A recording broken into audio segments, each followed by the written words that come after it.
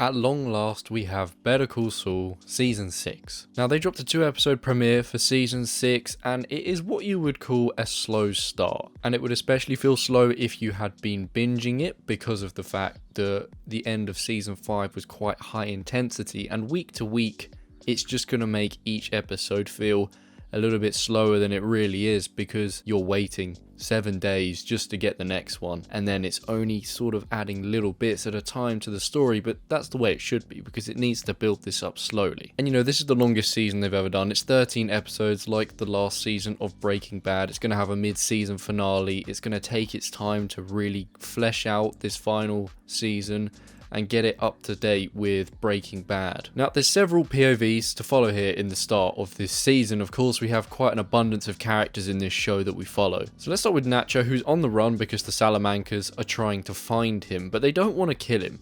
They just want to know why he's a rat, who he's ratting out for after what happened at Lalo Salamanca's house. He only barely escapes, and it is of course a question with this show, is he gonna die? Or when is he gonna die? Because of course he's not a character that's in Breaking Bad. He's certainly in the most danger, but in Breaking Bad, in one of the first sort of scenes with Saul Goodman, in the first episode with Saul Goodman, Saul does say this. Oh, no.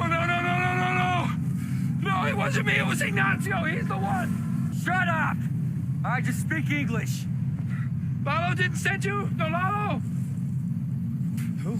Oh, thank God. So it seems like Nacho is still going to do something yet, and maybe it will involve the help of Saul. Now, of course, based on this quote as well, it may be plausible that Lalo is still alive, and Lalo is still alive now. He is not dead, even though that's what Nacho and others do believe. He has convinced a majority of people that he is dead, but Gus has figured out that it is actually a lie. And he is now on a path back to the US for revenge. I'm sure he wants to deal with Gus, he wants to deal with Nacho. He's got a lot of vengeance on his mind, but he's a smart man. He doesn't act too rash, so I'm sure he's going to pace himself with this. And when he crosses paths with all these characters that he's previously been involved in, I'm sure we're going to get some real chaos. Now, of course, talking to Gus, we have our main man Mike working for him, but he wants to protect Nacho. He almost feels bad for Nacho, the fact that he's been Gus's errand boy, his rat, this entire time. But you can really sense that they've got different motives here. Gus clearly doesn't care for Nacho, and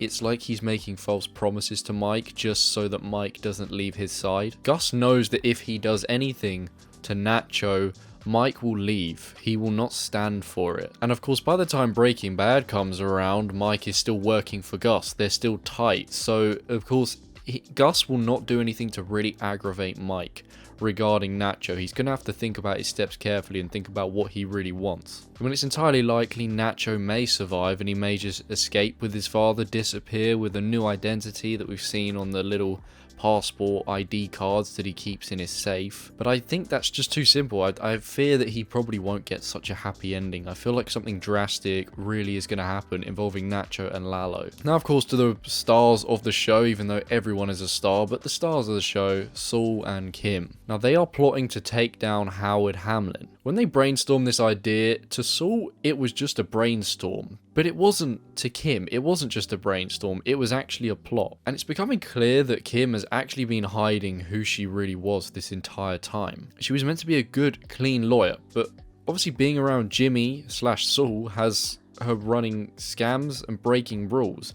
And this has given her more excitement than she's ever really felt when she's doing the legit side of work, the actual legal law work. That's why she left the banking job. Of course, if she'd never met Jimmy, she never would have gone down this path, but it's his influence and his Saul Goodman persona that's really sort of twisting her and making her realize that that is where she gets the most enjoyment. Where this is getting a bit blurry, of course, is the fact that Saul doesn't seem entirely convinced by what they're doing. And to Saul as well, it's becoming apparent to him that this isn't the Kim that he always knew. We always knew she had a little something in her, that little sort of fire in her, that she wants to be a little bit rebellious and do some dodgy things, but she doesn't want to do it for the most part. But now she's embracing it, and it's actually catching Saul off guard. Their plan is, of course, to frame Howard Hamlin as a cocaine addict, a drug user. They want to tear him and his legacy down, so they're planting the seeds of doubt in an associate of his, Cliff Main, by planting little baggies of cocaine and getting former clients to say that they thought Howard was on cocaine. These former clients, of course, being the Kettlemans, who were way back from season 1, but this is actually working. You can see there is a little bit of doubt in Cliff Maine's mind. You know, he is pondering the idea. But of course, the use of the Kettlemans wasn't actually to get a case going, it was just to spread some doubt and put some more doubt into Cliff Maine's mind. So therefore, Saul and Kim need to get the Kettlemans like just away out of their like point of view now, because they don't need them anymore. So in order to get them away, Kim blackmails them or threatens them, you know, threatens to blackmail them in a sense. She's never actually going to pull through with this, but she needs to make the threat, and it was quite harsh.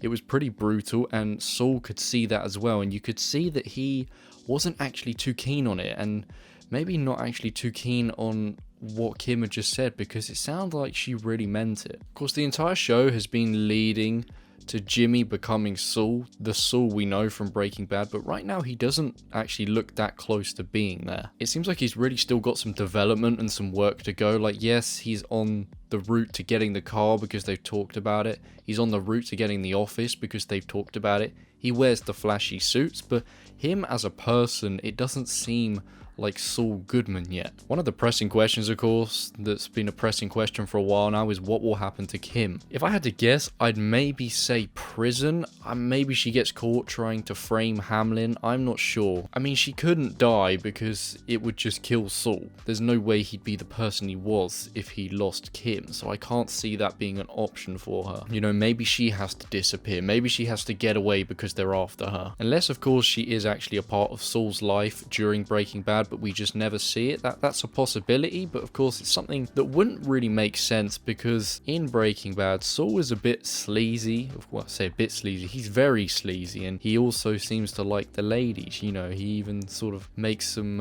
hints that he'd like to, you know, get involved with his secretary. You know, he seems to be a bit of a ladies' man in that, so it wouldn't make sense that he's still cuffed up with Kim during the events of Breaking Bad. Of course, at the end of episode 2, we see a car follow Saul and Kim as they leave the Kettleman's business. So someone is onto him. I'm going to assume it is Howard. I'm going to assume Cliff Maine told him that the Kettlemans had said that they thought he was using cocaine. Therefore, Howard went to watch the Kettleman's place and then found out who their lawyers were, or who was advising them at least, and then now he's on their scent. We've kind of seen from the trailers anyway that Howard has clocked on.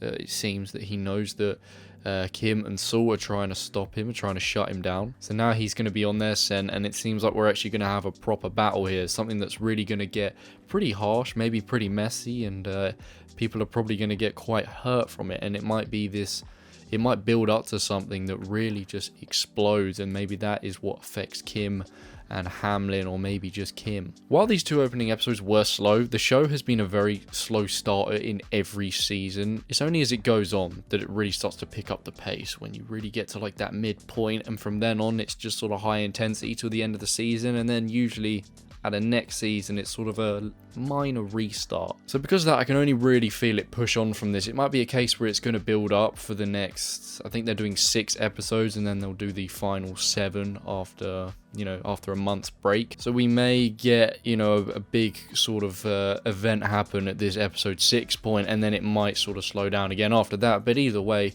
it's not bad slow, it's good slow. It's just sort of steadily laying the groundwork so that we can have a really good final season. It could go anyway. It feels like, obviously, we know what the outcomes of certain characters are going to be, like Saul, like Mike, like Gus. It's these other characters that are new, or that were introduced as new characters, of course, in Better Call Saul, such as Nacho and Kim, and Hamlin. What is actually going to be the outcome for these characters? It could go either way.